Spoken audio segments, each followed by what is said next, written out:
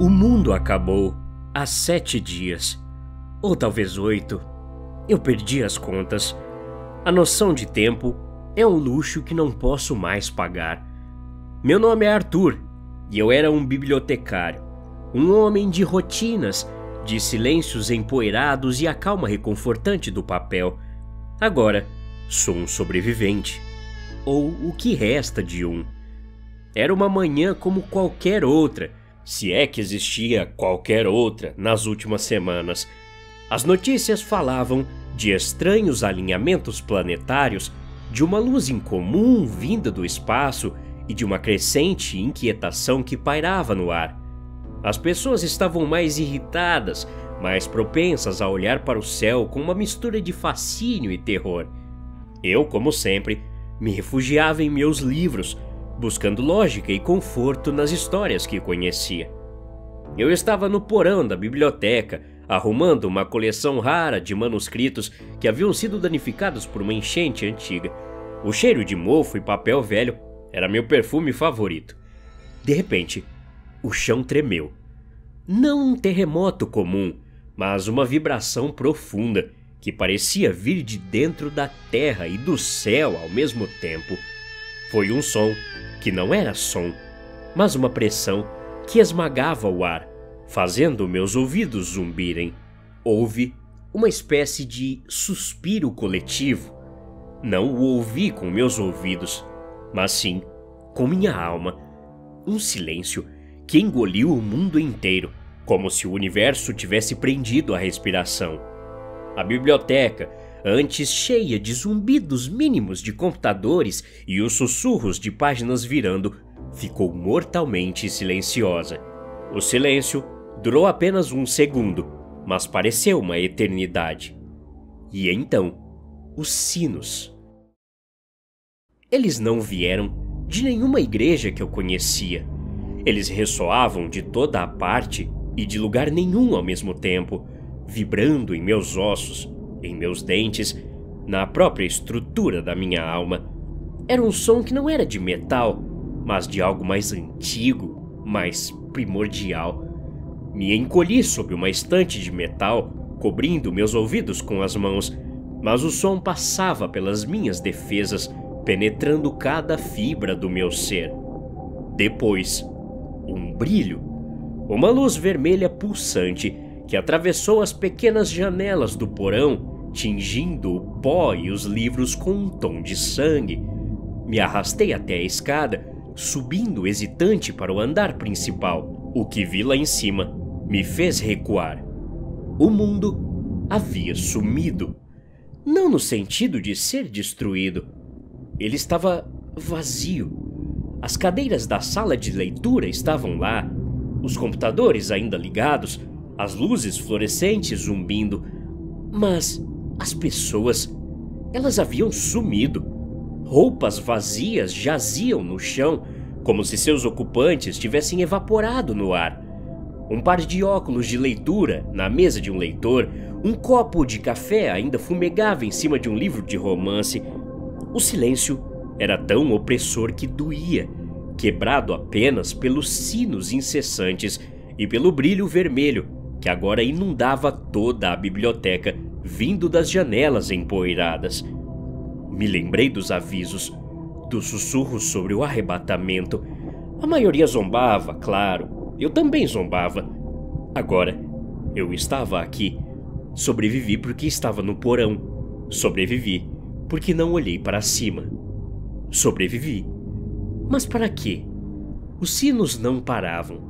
Eles estavam martelando em minha mente e eu comecei a sentir uma estranha melodia por baixo do caos. Uma melodia que parecia familiar, reconfortante. E então, uma voz. Não uma voz real, mas um pensamento que parecia meu, dizendo: vá, vá para a luz, vá para a canção, junte-se a nós. Foi então que comecei a entender. Eu não estava a salvo, fui apenas deixado para trás. E ser deixado para trás significa que a verdadeira provação estava apenas começando. Peguei um velho bloco de notas e uma caneta. Se eu ia morrer, pelo menos meus últimos pensamentos seriam úteis para quem viesse depois. Assumo que não virá ninguém, mas a mente humana precisa de uma esperança, mesmo que falsa. Eu chamo isso de ler as regras durante o arrebatamento. Regra número 1. Sinos. O som. Ele não é de metal. Ele vem de toda parte e de lugar nenhum. Ele vibra nos seus ossos, nos seus dentes. Ele penetra. Você deve bloquear o som. Use fones de ouvido com ruído branco, protetores auriculares, travesseiros. Eu cobri minhas janelas com livros pesados e cobertores, o que abafou um pouco o som externo, mas não o que vinha de dentro de mim. Se você ouvir a melodia por mais de 5 minutos seguidos, começará a se lembrar. São memórias. Memórias de servidão. Não são suas memórias. Elas serão inseridas, implantadas. Eu senti isso. A voz me convidando a lembrar de um lugar de harmonia, de paz, onde a única coisa que importava era o som dos sinos. Você vai querer ir até a fonte. A fonte não é uma igreja, mas sim um ponto de convergência, um abatedouro. A congregação, na igreja mais próxima, vi uma vez através de uma fresta, está sempre crescendo. Eles não têm mais pele, apenas massas pulsantes de carne e osso. Eles apenas cantam, com o que restou de suas gargantas, um coro gutural que se mistura com os sinos. Regra número 2. Luz vermelha. O céu não está vermelho. Ele está sangrando, literalmente. A luz que ele emite não é luz, é julgamento. Eu a sinto na minha pele como uma agulhada constante. Fique em ambientes fechados, cubra todas as janelas. Eu usei cada livro que pude encontrar, tábuas de madeira da porta quebrada da frente, tudo para bloquear a luz. Fita adesiva, cobertores, tinta preta. Se sua pele começar a formigar, você foi exposto. É o começo do que eu chamo de iluminação. A iluminação vai te desfazer, molécula por molécula, para que você possa ser refeito à imagem deles. Eu tive um momento de exposição no segundo dia. Um pequeno raio de luz atingiu meu braço enquanto eu reforçava uma janela.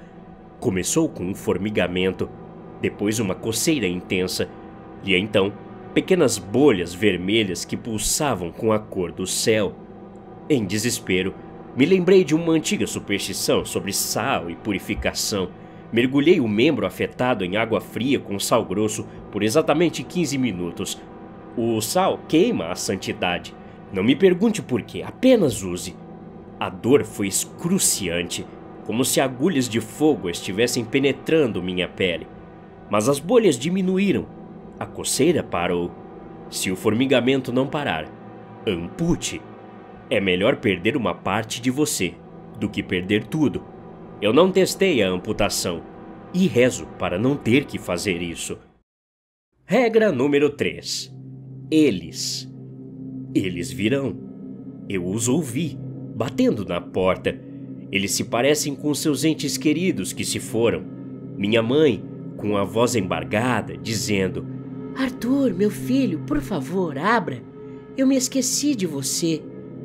E meu pai, com aquele jeito brincalhão que ele tinha, chamando-me pelo meu apelido de infância. Tutu, está tudo bem, abra. Eles batem à sua porta, chorando, dizendo que se esqueceram deles. Eles saberão seu apelido de infância, terão as vozes exatas, mas não abra. A falha está sempre em nossos olhos. Eu vi através da fresta da porta quando um eco da minha mãe tentou me enganar. Seus olhos eram um pouco largos demais, quase desproporcionais, e eles não piscavam. Ou, quando piscavam, piscavam verticalmente. Um movimento sutil que me gelou até a alma. Se um deles te chamar pelo seu nome completo, responda com um nome que não é seu. Diga: estou procurando por... e um nome aleatório. Ontem, minha esposa me chamou de Arthur Eduardo Silva, meu nome completo. Eu gritei de volta: "Quem é Maria? Estou procurando por Maria." Ela hesitou. O barulho de batidas e os lamentos pararam. Eles são caçadores de um só alvo. Se você mostrar dúvida, eles saberão que encontraram a presa. O silêncio que se seguiu foi quase tão aterrorizante quanto a batida. Regra número 4. Anjos. Esqueça tudo o que você aprendeu em sua vida inteira sobre os anjos. Eles não são mensageiros.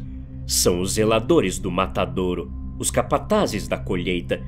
Existem 3 tipos principais que você encontrará, e eu tive a infelicidade de encontrar 2 deles. O primeiro tipo são os serafins, que chamo de roda.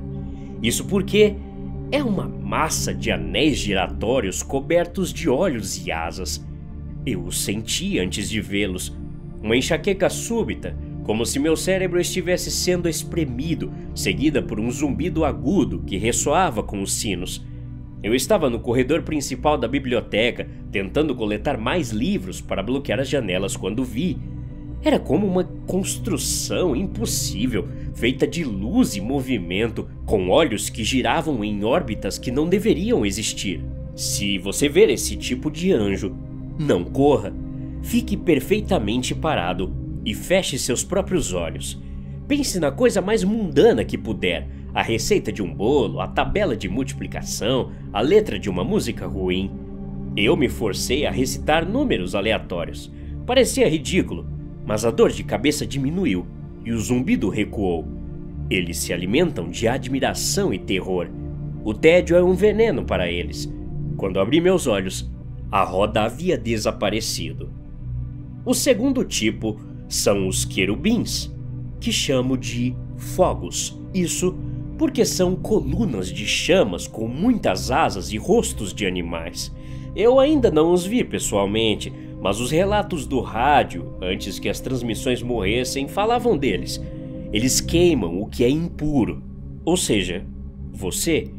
A instrução é: encontre um espelho, mostre a ele seu próprio reflexo. Eles são vaidosos e hipnóticos. Ficarão distraídos por sua própria glória o tempo suficiente para você fugir. Não olhe para o reflexo deles no espelho, apenas para o seu. Afirme sua existência. Eu carrego um pequeno espelho de mão no meu bolso agora, uma proteção contra eles. O terceiro tipo de anjo são os tronos, que chamo de silenciosos. Você não os verá, mas sentirá o ar ficar gelado e todos os sons morrerão, como se estivessem sob um cobertor grosso. Estava vasculhando a seção de referência, procurando mapas de túneis de serviço, uma ideia desesperada, quando o silêncio caiu. Foi tão abrupto que me assustou mais do que o barulho. O ar ficou pesado e eu senti um peso esmagador em meus ombros, uma vontade de me sentar, de desistir. Minhas pernas queriam ceder. Se isso acontecer, não se sente. Continue se movendo. Eles são a gravidade da nova ordem. Sentar-se sob sua influência é aceitar seu lugar, e você se torna parte da fundação, literalmente. Me arrastei, cambaleando até que o som e o calor voltaram e o peso se aliviou. Nunca me senti tão exausto na vida. Regra número 5. Existem outros sobreviventes, mas não confie em ninguém. O desespero muda as pessoas. Vi isso nos poucos que encontrei nos primeiros dias antes de me trancar aqui.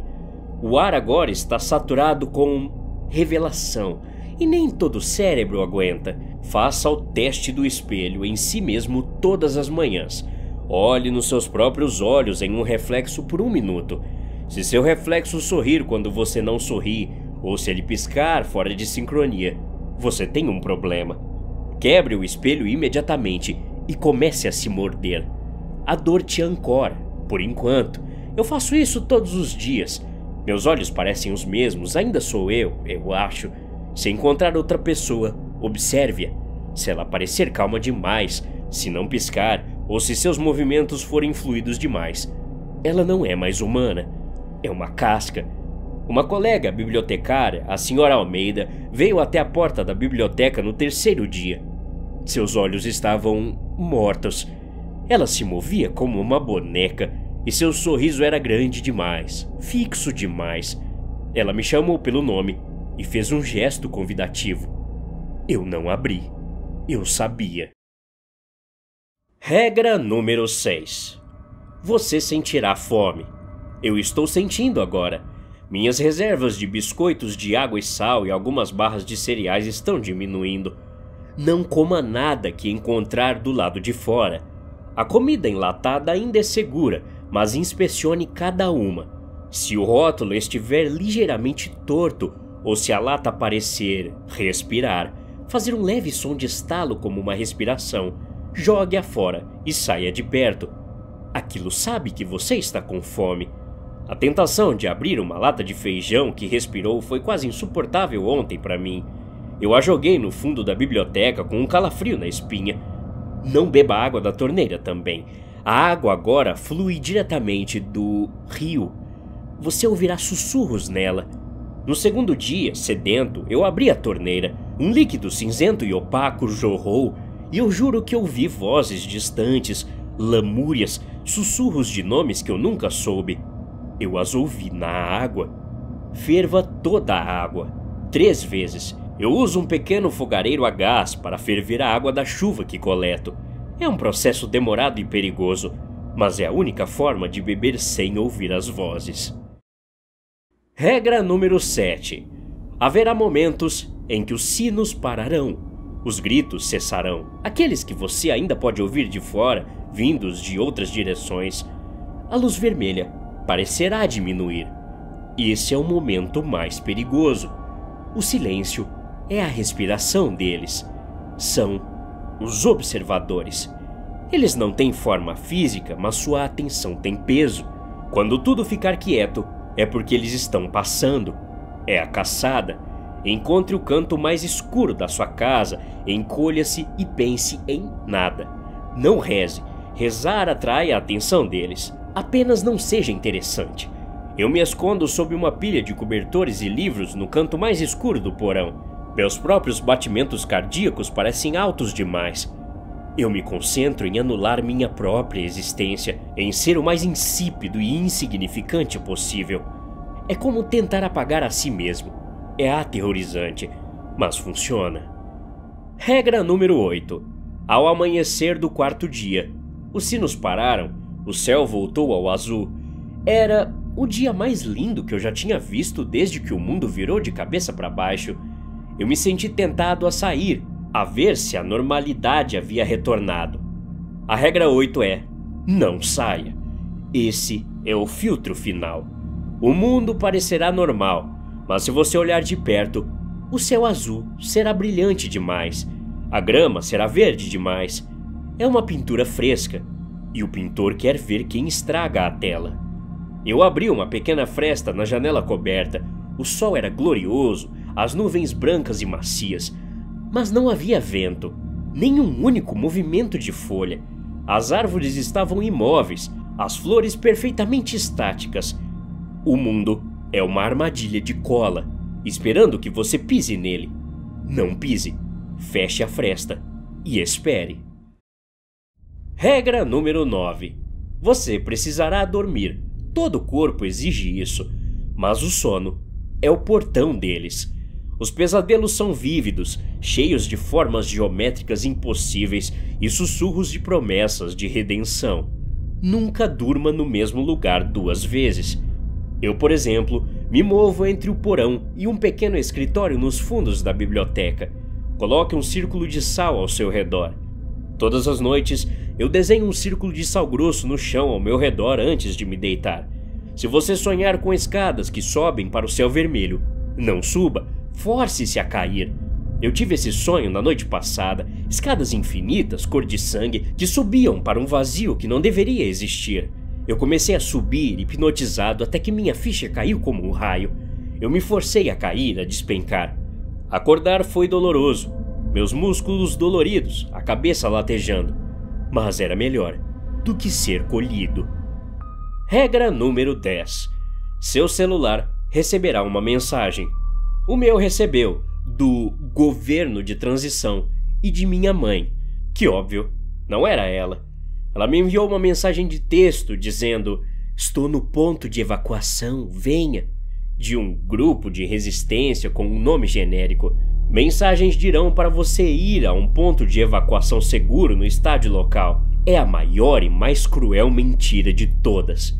O ponto de evacuação é o centro da colheita.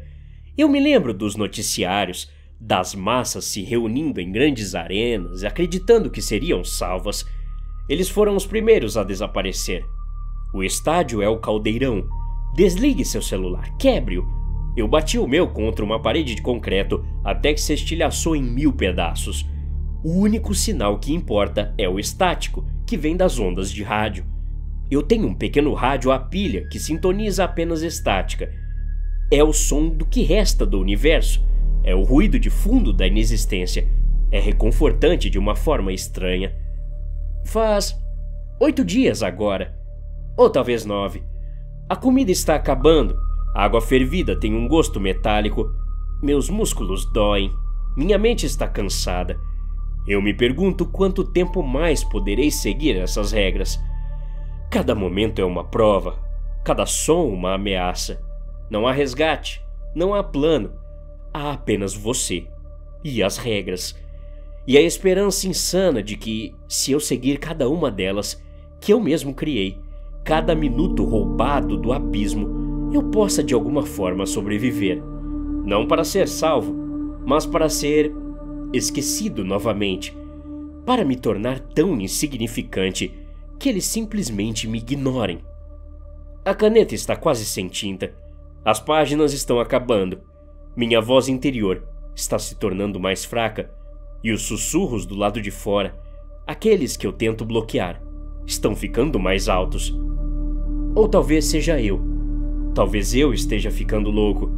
Se você está lendo isso, lembre-se, as regras são tudo. Obedeça-as. E reze, não para eles, mas para que seu fim seja rápido. Boa sorte. Você vai precisar. Até a próxima. Obrigado.